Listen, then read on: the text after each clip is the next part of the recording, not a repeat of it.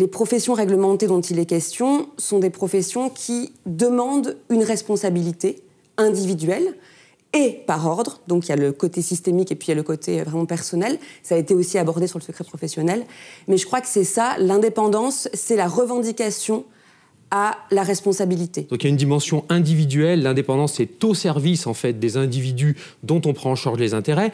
Il y a aussi une dimension collective, parce qu'évidemment, être indépendant tout seul, c'est compliqué, il faut être très responsable. Avoir derrière soi un ordre, avoir derrière soi un collectif, c'est beaucoup plus facile. Et c'est ce qu'on voit sur un autre vocable. Souvent, les ordres sont une manifestation, on dit que c'est une manifestation de l'autonomie des professions. Le fait de créer soi-même ses propres règles, eh bien, être adossé sur une institution autonome, ça aide à l'indépendance. Pourquoi est-ce que certaines professions doivent être ordonnées? Pour des raisons qui sont vraiment liées à la nature de l'activité et auxquelles on ne peut pas échapper, si vous voulez. C'est-à-dire que si vous prenez, donc il doit y avoir une quinzaine d'ordres en France, ce sont une vingtaine d'ordres en France. Bon, ce sont des professions qui ont deux spécificités. Première spécificité, c'est très difficile pour des consommateurs, pour des utilisateurs, pour des usagers d'apprécier la qualité des professionnels.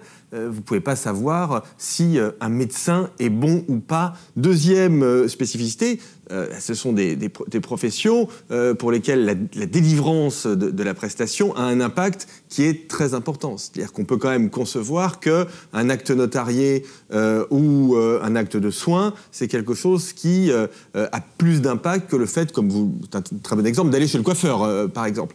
Donc, vous voyez, pour ces deux raisons, on est obligé d'avoir une forme d'ordre. En tout cas, ce qui est absolument clair, c'est que d'un point de vue européen, on admet la régulation ordinale si tant est qu'elle permette effectivement une concurrence et si tant est qu'il n'y ait pas une barrière à l'entrée.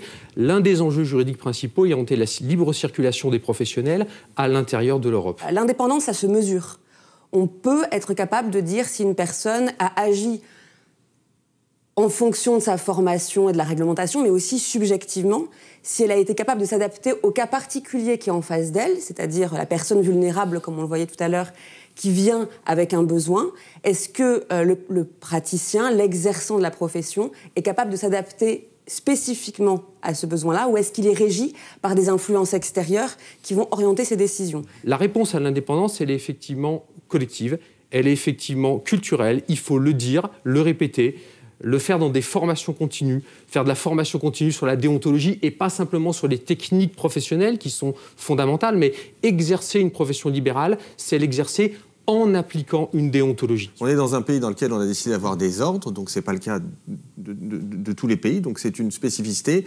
Et en même temps, ce que vous avez l'air de dire, alors je vais le dire de façon peut-être un peu brutale, mais c'est que l'État ne joue pas complètement le jeu. C'est-à-dire qu'au fond, l'idée d'un ordre, c'est de dire on va faire confiance à une profession, elle est ordonnée. Si on empile des couches de normes, ça nuit quelque part, bien sûr. C'est un frein quelque part au fonctionnement. Et donc il me semble qu'une revendication très intéressante, en plus c'est un thème qui politiquement est un peu à la mode, je trouve que c'est un très bon thème, mais une revendication des ordres, ça pourrait être aussi de dire, attendez, notamment aux législateurs, calmons-nous un peu, calmons-nous un peu, parce que ne vous inquiétez pas, nous, on est là et vous pouvez avoir confiance.